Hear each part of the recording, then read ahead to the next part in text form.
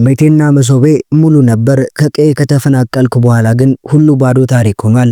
እኔና 6 ቤተሰቦቼ ከምንበላው ጦማችንን የምናድርበት ጊዜ ይበዛል፣ ድረሱልን በመጠለያ ጣቢያ የሚገኙ ተፈናቃዮች ድምጽ ነው።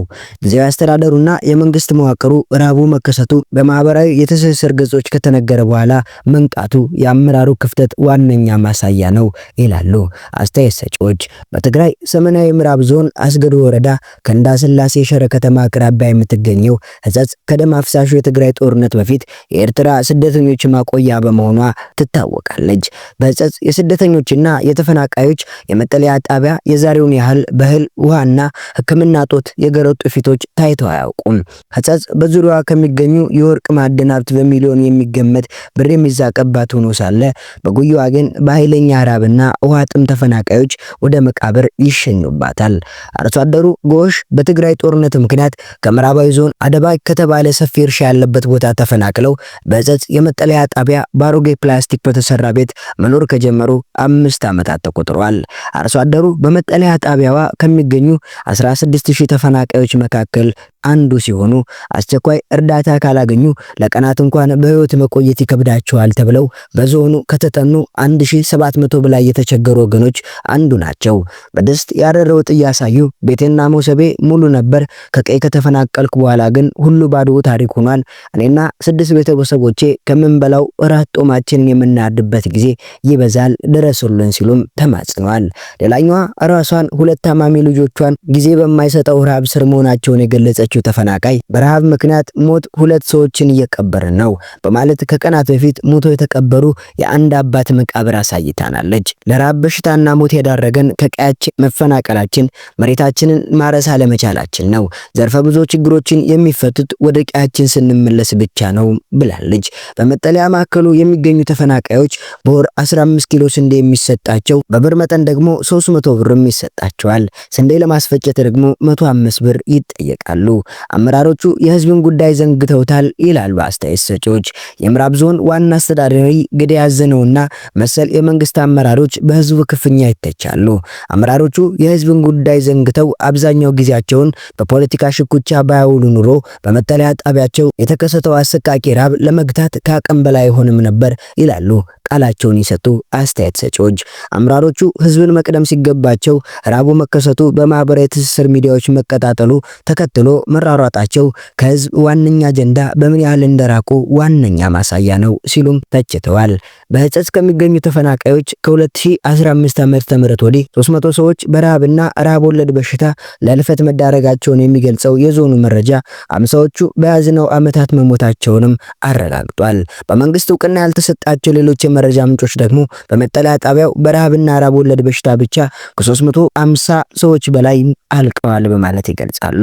እጅግ የዘገየ ቢሆንም የክልሉ ጊዜያዊ አስተዳደር ካቢኔ በሕጸጽ በመጠለያ ጣቢያ የተከሰተውን አሰቃቂ ረሃብ በዘላቂ ለመግታት በሚል ዛሬ ሰኞ ታህሳስ 13 2018 ዓ.ም እየመከረ ይገኛል።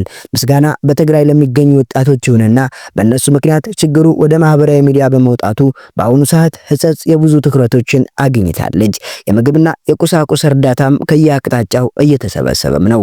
ሰብአዊነት ከሚሰማው ለጋሽ ግለሰቦችና ድርጅቶች የሚሰጠው ድጋፍ በትክክል ረሃብ የገረፋቸው ወደሚገኙ ተፈናቃዮች ወገኖች መድረሱን ማረጋገጥ ግን ቀጣዩ ዋና ስራ ነው።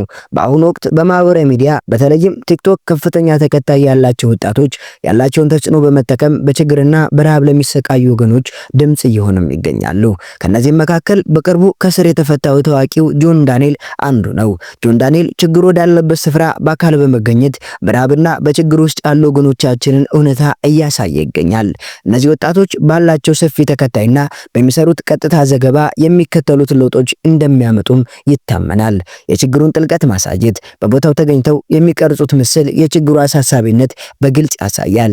ፈጣን መፍትሄ፣ ተከታዮቻቸው በቁጭትና በፍጥነት እርዳታ እንዲያደርጉ በማነሳሳት ረገድ ትልቅ ሚናም ይጫወታሉ።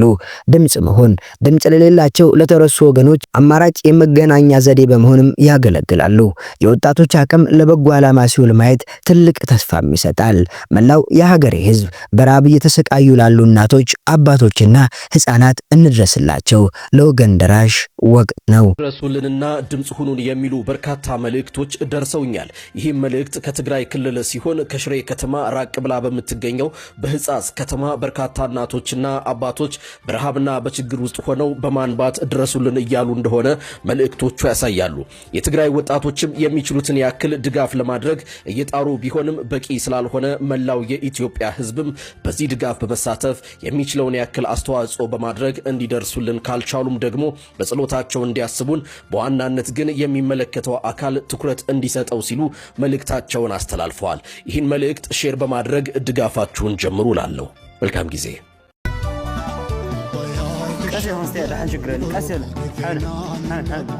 እዚ ብስኩት እዚ ለኣኽነ ይኾኒ ንፈልጥ ኢና ግን መማረፂ ስለልሰኣና ኢና ዋላ ማይ ኣሊኽ ክንኽትበልዖሞ በሊዕኽን ናጋ ድሕር ናጋ መፂና ድሕሪኡ መፂና ምንቲ ቢወት ክነግነየክን ኢልና ኢና ምንም መማረፂ ስለልሰኣና ኢና እዚ ሒዝናልኽ መፂና ኒና ሸልዓ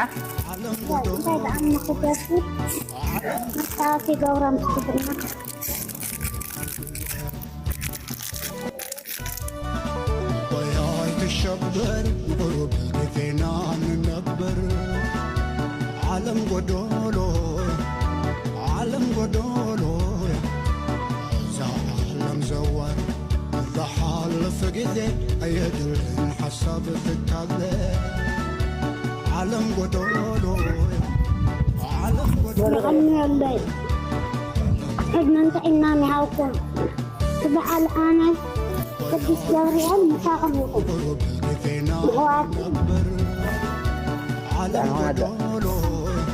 أنا خلاص أمين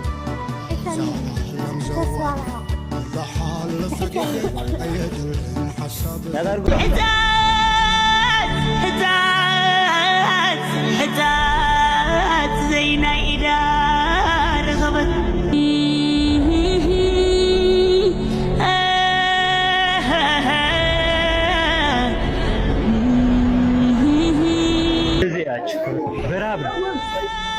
براب مكانك الحجة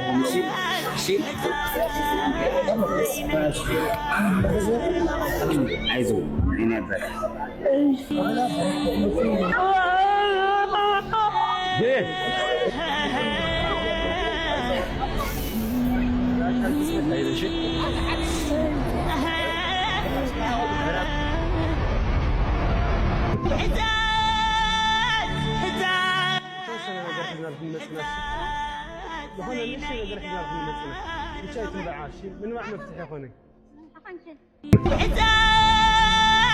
هم حمرايا تفنوا إلى مسألة لا أوزي بتميت بتشينكي بصحي بموت تروالهم تعيتي أكلا يعني رامس سونتها مس أكلا نورمال يعني را أوزي مسألة تمسوا لهم ناي أكل قدلو خوينا الله زحفتنا ذا قلتوا لهم بس قدام منهم لا عل لستهلا منهم يقول لهم نبي ذاهم دمسنا كلهم أوزي